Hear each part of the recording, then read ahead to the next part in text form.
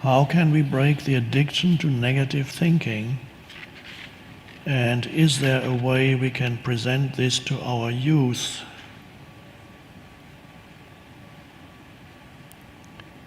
Well, negative thinking is many egos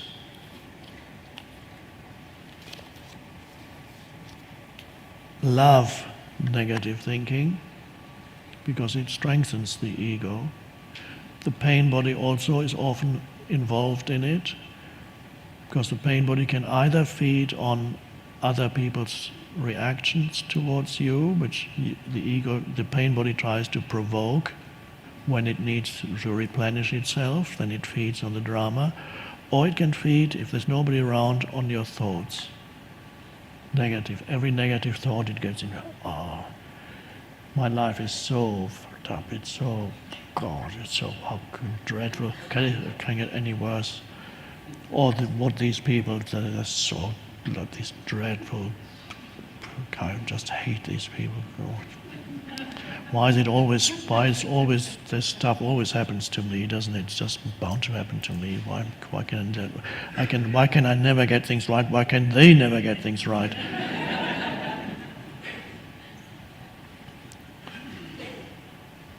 What he did to me, I just can't forget that. Let me tell you about it. Or what I did was so horrible. I did that 20 years ago. I did that terrible thing. God.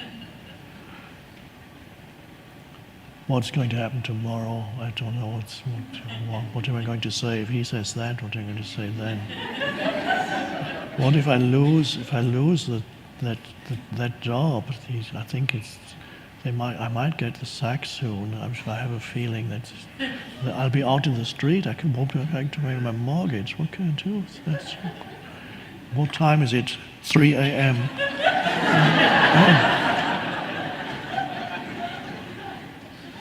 Oh God. Oh, and then there's that other thing. God. I don't think I can take any more of this. Okay.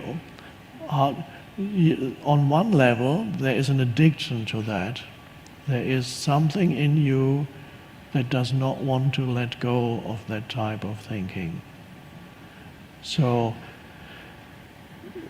in order to do anything about it, if I say now, mention what you can do about it, it presupposes at least a small degree of awareness while these thoughts happen. There must be a small degree of awareness from which you are able to witness whatever is happening and notice that you're engaged in a stream of negative thinking and actually liking it, not wanting to get out. You can, especially with anger, which is another form of negative mental emotional state, you can see how people, if you're trying to say to an angry person, would you like me to help you let go of this anger? See what response you get. In other words, the person does not want to let go of the anger. It loves that anger while the person is in its grasp. It loves. It's the ego. The ego loves that anger because in an angry state, the ego gets inflated. It usually, and even an insignificant person in the eyes of the world who has no power in the world can suddenly start shouting, "You fucking bastard!" And suddenly the ego grows, and everybody goes like, "Oh!" And the ego says, "You see, I'm all powerful." Sometimes you see people in the street; they're going around shouting at everybody. That's their ego trip because they have nothing else. But for the ego, even that works. Don't approach that person and say, would you like to be in a peaceful state? I can give you some advice.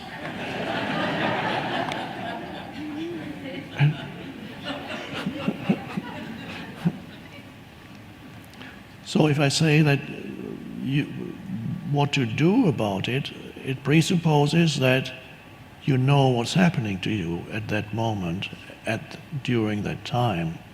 So there needs to be some awareness, and it's likely that it is there. If you ask that question, you are here, so that means there is enough awareness in you while it happens to first of all notice that a part of you at least likes it, not the awareness. But if you're aware, you realize there's something in me that does not want to get out of it. That if it's been going on for years, even your sense of identity, or an important part of your sense of identity, is in that negative mental emotional state. Some people have it in the background almost all the time, but they are unaware of it. It becomes part of their identity. And these are people, if you're very sensitive, and sometimes you don't even need to be that sensitive, when you meet a person like that, you can sense in the background there is something waiting for the next thing to be angry about. Or, as somebody once said, a grievance looking for a cause. Now the internet is full of people like that. They love going on there. So the internet has given the ego a new way of expansion, and anybody can go in there and express, find a cause, and then express their grievance. So identity can be associated with that. If there's awareness, then you can notice while it happens that there's an enjoyment of that negative state. Then you can also be aware that the mind activity that's happening in you is futile and fulfills no useful purpose whatsoever. And then you go, well, these thoughts, isn't that interesting? What is the purpose of these thoughts? Does it change the world? Do they change the world? Change anything? Or do they just drag me into this hole more deeply? That there is an unconscious belief in the mind also. If I complain enough about something, even if it's only mentally, but especially out aloud, if I complain enough, it's going to change eventually. That somehow it works. If I just show how unhappy I am, then God or the universe or somebody is going to do something about it. So many adults believe what little children sometimes find: when they become really unhappy and start screaming, then they get attention by their parents. And they, what's wrong? Before they didn't get any attention, but when they go, I want this, and the mother or father comes, what's wrong? I want this. No, you can't have it. I want this. No. Okay, here it is.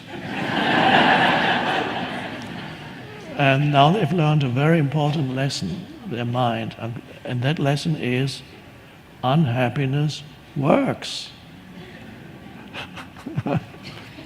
And if that is repeated many times in childhood, the adult still has that unconscious belief in their mind, and so they periodically enter states of unhappiness in the unconscious belief that things are going to change if I'm really unhappy. Now, it might work while you're a little child, because your parents can't stand the screaming anymore, so they give you what you want. Some adults never figure out that unhappy states do not work when they're adults. And they continue to practice what they learned as little children for the rest of their lives, never realizing that it doesn't work.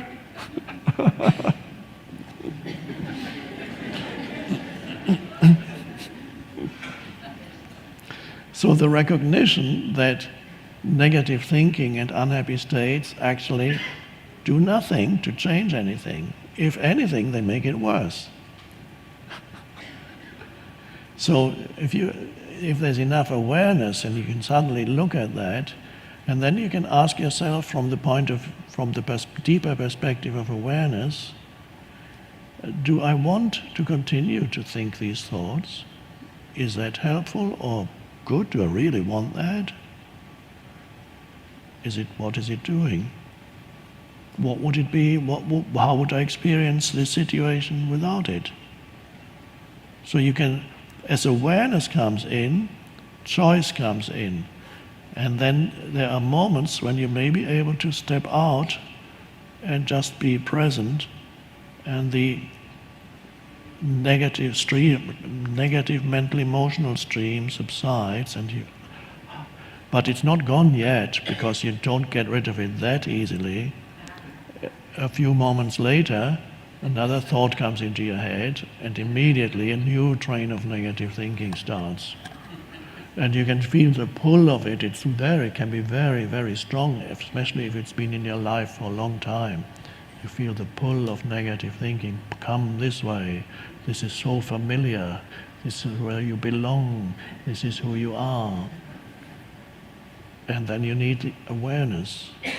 So you can't fight the negative states, because that's another negative state. But you can be aware and see its futility, and ultimately see also how that you are addicted to it.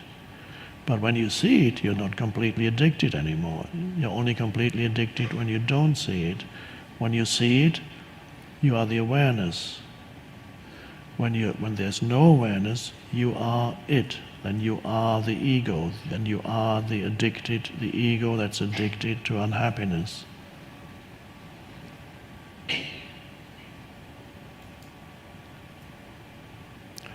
So it's important, by the way, as I just mentioned, little children, if you have a small child, to give attention to the child, not wait for the child to go into a screaming state or some other negative tantrum, and then give the child attention, but give the child attention at normal times.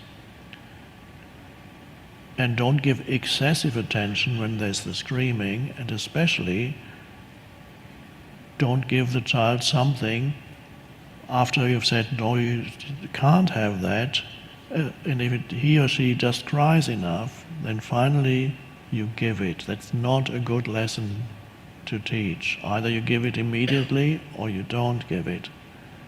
And if you think it's bad for the child, then of course it's better not to give. But of course the parent gives it because he or she wants the crying to stop. So okay, oh dear, you're teaching very, very wrong lesson.